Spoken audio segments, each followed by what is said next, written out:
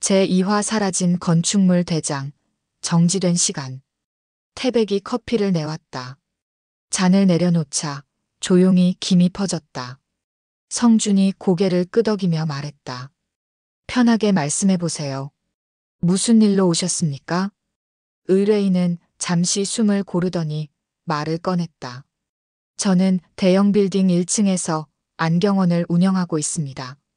1층 뒤편에 조립식 건물이 하나 있었고 그 공간을 안경 조제 가공실로 사용했습니다. 그는 손을 모은 채 담담하게 말을 이었다. 처음 계약할 때 조금 불안했어요. 그래서 건물 대장을 직접 떼어봤습니다. 리모델링으로 등록돼 있었고 문제 없을 거라 믿었죠. 그의 목소리가 점점 낮아졌다. 내용 증명서가 왔을 때도 변호사를 선임하지 않았습니다. 대장에 확실히 기재돼 있으니까요. 그런데 재판에서 제출된 대장을 보니 그 조립식 부분이 사라져 있더군요. 성준의 손이 잠시 멈췄다. 사라졌다고요? 처음엔 있었는데 지금은 없다는 말씀이죠? 네. 제가 처음 확인한 대장엔 분명히 있었습니다. 그런데 법원에 제출된 사본엔 없어요. 성준은 펜을 천천히 돌렸다. 그런 경우는 드뭅니다. 단순 행정 착오일 수도 있고 누군가 고의로 손을 댔을 수도 있겠죠. 의뢰인은 한숨을 내쉬었다. 그 탓에 보건소에서 조제가공기계 허가가 취소됐습니다. 결국 안경원도 폐업했고 건물 전체를 비워달라는 통보까지 받았어요. 게다가 건물주가 유명 로펌을 선임했습니다. 무허가 건축물을 사용했다며 임대료, 손해배상, 원상복구까지 요구하고 있습니다. 성준은 펜을 내려놓았다. 청구 내용이 지나치게 공격적이네요. 일단 서류를 자세히 봐야겠습니다. 그는 조용히 의뢰인을 바라봤다. 혹시 대장 원본은 어디에 보관돼 있는지 아시나요? 그건 구청에서 보관 중일 겁니다. 좋습니다. 원본 대조를 해봐야겠네요. 오늘 남은 시간 동안 저희가 기록과 증거 목록을 정리해 두겠습니다. 의뢰인은 고개를 숙이며 말했다. 변호사님, 꼭 좀 부탁드립니다. 전 재산을 걸고 연 안경원입니다. 제 인생 전부예요. 그는 서류 뭉치를 책상 위에 내려놓고 한 번 더 인사하고 나갔다. 문이 닫히자 사무실엔 고요가 내려앉았다. 태백이 커피잔을 들어 올렸다. 냄새가 좀 나는데요, 변호사님. 성준은 짧게 숨을 내쉬었다. 그래. 나도 그렇게 느껴. 하지만 냄새만 난다고 전부 항소할 수는 없지. 성준의 말에 공기가 잠시 식었다. 윤솔이 살짝 미간을 찌푸렸다. 그럼 일단 서류부터 보죠. 성준이 고개를 끄덕였다. 내가 판결 정본하고 소송 기록 일체 확인할게요. 사무장님은 증거 목록 정리, 태백 씨는 현장 사진 파일 정리해 두세요. 서류 더미 위로 저녁빛이 길게 드리웠다. 윤솔은 가방을 챙기다 문득 멈춰섰다. 냄새라. 그녀의 시선이 책상 위 도면으로 향했다. 조립식 건물 부분이 희미하게 비어 있었다. 그때였다. 비어있던 자리 위에 붉은 원이 천천히 그려지기 시작했다. 누군가 눈에 보이지 않는 손으로 펜을 움직이는 듯 도면 위에 정확한 곡선이 완성됐다. 윤솔은 숨을 삼켰다. 태백 씨, 현장 사진 좀 볼 수 있을까요? 예, 여기 있습니다. 태백이 USB를 꽂자 모니터에 현장 사진이 떴다. 그 순간 사진 속 조립식 건물에도 같은 빨간 동그라미가 번졌다.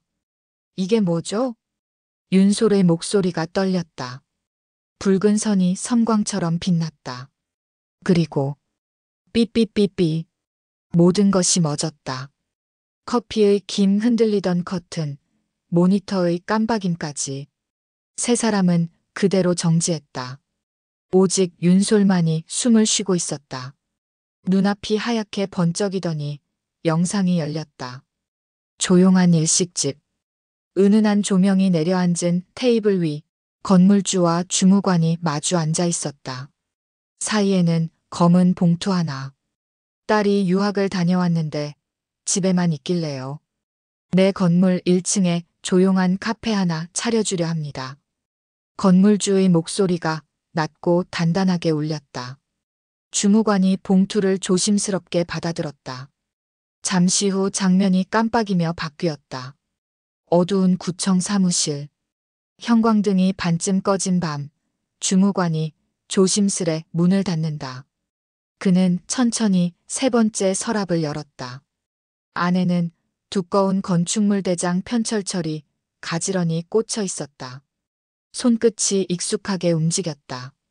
조립식 건물 부분이 빠진 조작본 한 장을 꺼내 아무렇지 않게 기존 문서 사이에 끼워 넣었다. 그리고 진짜 원본 대장은 따로 빼내 세 번째 서랍 맨 아래 칸에 조심스럽게 보관했다. 서류철이 닫히는 순간 방 안엔 종이 부딪히는 소리만 또각 울렸다. 삐삐삐삐. 빛이 꺼지고 멈춰있던 시간이 서서히 다시 흐르기 시작했다. 형광등이 깜빡였고 커피의 김이 다시 피어올랐다. 윤솔은 놀라며 자리에서 벌떡 일어났다. 심장이 요동쳤다. 웜에 이것이 멋이여 영화다냐, 뭐다냐. 사투리가 무심코 튀어나왔다. 순간 눈이 마주친 성준과 태백이 멍하니 서 있었다. 윤솔은 숨을 고르고 말했다. 변호사님. 예. 내일 항소장 접수하고 항소이유서 작성하겠습니다. 성준이 눈을 크게 떴다. 뭐라고요? 아직 물증이 하나도 없는데요. 윤솔은 가방을 꾹 쥐며 말했다. 변호사님, 뭔가 심상치 않은 일이 일어났어요. 그녀는 한숨을 내쉬며 웃었다. 일단 포장마차 가시죠. 출출하잖아요. 저녁도 못 먹었고, 잠시 후 셋은 자주 가던 서초동 골목 포장마차에 앉아 있었다. 이모님, 오뎅에 국수 3개 말아주시고요. 소주는 딱 한 병만 주세요. 내일부터 정신 단디 차려야 되니까요. 윤솔이 익숙하게 주문하자 성준이 팔짱을 끼며 물었다. 사무장님, 도대체 무슨 일인데 항소장을 접수하겠다는 겁니까? 그게 말이죠. 빨간 줄이 블라블라 어쩌고 저쩌고. 아시겠죠? 태백이 고개를 갸웃했다. 사무장님, 또 판타지 드라마 보신 거 아니죠? 성준이 피식 웃으며 소주잔을 들었다. 제발, 오늘은 그냥 드세요. 허구한 날 드라마만 보더니 이젠 자기가 각성된 줄 아나 봐. 윤솔의 눈이 동그래졌다. 뭐라고요? 지금 제 말이 거짓말이라고요? 태백이 잔을 들어 두 사람 사이에 끼어들었다. 에이, 그만 좀 하시죠, 두 분. 얼마나 승소하고 싶으면 저러시겠어요. 그는 잔을 성준 쪽으로 밀며 웃었다. 리플리 증후군이면 뭐 어때요? 진심이면 됐지. 성준이 피식 잔을 부딪히며 말했다. 하긴 그 진심 덕에 여기까지 버텼으니까요. 윤솔은 입술을 삐죽 내밀었다. 이모, 소주 2병 추가요. 오늘 이 자식들 아주 정신교육 들어가야 쓰겄네. 이모가 놀라며 병을 가져다 주자 세 사람은 다시 거나하게 취해버렸다.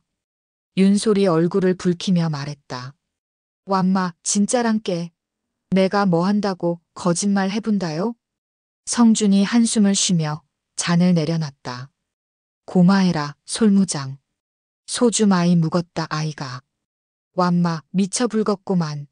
태백아, 니도 내 말 안 믿어보냐? 태백이 웃음을 터뜨렸다. 솔무장님, 저도 많이 묵었다, 아입니까? 푸하하. 윤솔은 잔을 내려놓으며 씁쓸하게 웃었다. 술맛 떨어져 보내나 갈랑께. 둘이서 잘 살아보쇼. 성준이 장난스럽게 외쳤다. 네가 가라, 하와이. 윤솔이 돌아보며 혀를 찼다. 뭐대, 재미도 없고 남사스럽네. 그날 밤 윤솔의 방 한켠. 책상 위에 꽂혀 있던 빨간 크레파스가 유난히 반짝이며 희미한 빛을 냈다. 다음 날 아침, 윤솔은 기분 좋게 콧노래를 부르며 해장라면 스프를 보온통에 타고 있었다. 후루루 짭짭 후루루 짭짭. 맛있는 라면은 구공탄에 끓여야 지맛. 태백이 피식 웃었다. 거의 다 됐습니다, 변호사님. 성준이 중얼거렸다. 80년대 둘리 삽입곡을 어쩜 저렇게 진심으로 부를 수 있지? 그리고 곧 표정을 고쳐 잡았다. 그나저나 사무장님. 제가 변호사라 그런지 하나가 걸리네요. 윤솔이 고개를 갸웃했다. 뭐가요? 지만 말고 제 맛으로 불러주면 안 될까요? 윤솔이 단호하게 말했다. 안 됩니다. 이 노래는 지 맛으로 불러야 제 맛이에요. 울 아빠는 술 드시고 오시면 항상 이 노래를 지 맛으로 부르셨답니다. 성준이 고개를 끄덕이며 웃었다. 네, 알겠습니다. 그는 서류를 챙기며 말을 이었다. 오늘 구청에 가서 태백 씨랑 주무관 만나보세요. 편철 원본 꼭 확인하시고요. 전 법원에 항소장 제출하고 관련 서류 좀 살펴보겠습니다. 잠시 후 차 안. 태백이 운전대를 잡고 있었다. 조수석엔 윤솔이 팔짱을 낀 채 창밖을 바라보고 있었다. 태백 씨. 네. 오늘 만나야 할 주무관. 검은색 뿔테 안경 썼어요. 머리는 반쯤 벗겨졌고 키는 한 170쯤. 배불뚝이에 40쯤 될 거예요. 태백이 놀란 눈으로 윤솔을 봤다. 어떻게 아세요? 전에 본 적 있으세요? 윤솔이 미소를 지으며 창밖으로 시선을 돌렸다. 내가 어제 말했잖아요. 맞다고. 태백이 피식 웃었다. 아직도 판타지 얘기하시네 휴. 윤솔이 고개를 살짝 돌려 태백을 바라봤다. 그럼 이렇게 하죠.